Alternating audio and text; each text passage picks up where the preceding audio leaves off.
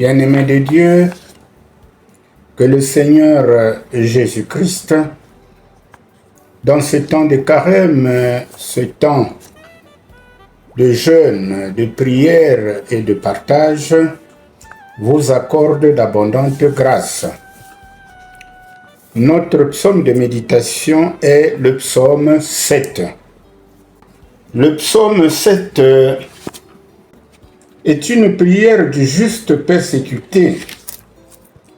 Le juste persécuté, en la personne de David, demande que Dieu rende justice contre des accusations injustes. Le psalmiste se confie en Dieu, sachant que sa cause est juste. Il supplie Dieu de rendre justice car il est persécuté par ses ennemis, alors qu'il est innocent. Il demande ainsi à Dieu de mettre un terme à la malice des méchants avant de lui adresser une note d'action de grâce. Nous aurons à méditer sur 2 points. Le premier point, l'appel à Dieu, ce que nous pouvons lire au verset 2 à 11. David est inquiet, lui qui se dit être innocent, mais se trouve persécuté sans motif valable.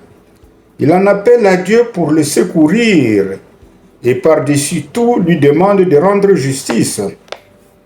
C'est une prière confiante que David adresse à son Dieu, le juste juge, lui qui sauve le fidèle qui est dans l'anxiété et qui est poursuivi injustement.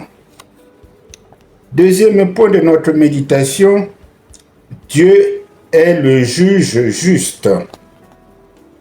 Ce que nous pouvons lire au verset 12 à 18. Les méchants ont un destin terrible s'ils ne se repentent pas.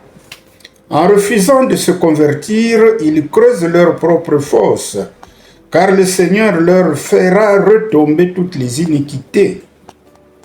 Voilà pourquoi le psalmiste loue et exalte le nom de l'Éternel, car sa justice est impartiale. Alors, une fois que nous avions médité ces 2 points, que pouvons-nous retenir? Lorsque nous sommes persécutés pour une cause injuste, beaucoup de pensées bouillonnent dans notre tête. Que faire? Partager mes soucis avec mes frères dans la foi? Attendre que Dieu m'aide à décanter la situation?